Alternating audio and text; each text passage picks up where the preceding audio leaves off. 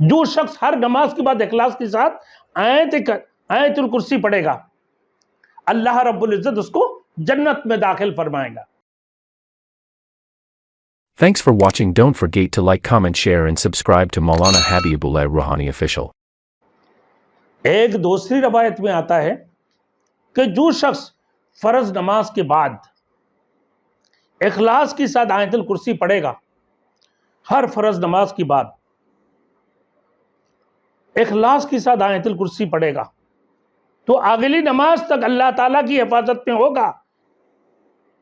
हुजूर नबी करीम सल्लल्लाहु अलैहि वसल्लम ने यह भी इरशाद फरमाया, जो कोई फर्ज नमाज के बाद इखलास के साथ ये आयतुल कुर्सी पढ़ेगा, मौत की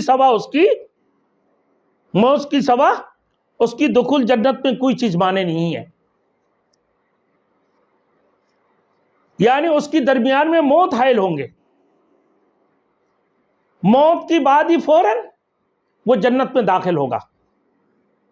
जो शख्स हर नमाज के बाद इखलास के साथ आयतुल कुर्सी पढ़ेगा, अल्लाह रब्बुल इज्जत उसको जन्नत में दाखिल फरमाएगा और उसकी दरमियान सिर्फ मौत हायल होगा और कोई चीज हायल नहीं हो सकते हैं। यानी उसकी इंतकाल की बाद, उसकी मौत की बाद वो डायरेक्ट जन्नत के अंदर दाखिल होगा। बाज़ उलमाओं ने फरमाया वो आयतुल कुर्सी उसकी सिराना पे होंगे, वही जवाब दे रहे होंगे कि मैं आयतुल कुर्सी हूं, किससे तुम सवाल करते हो। तो मेरे दोस्तों, जन्नत में दाखिले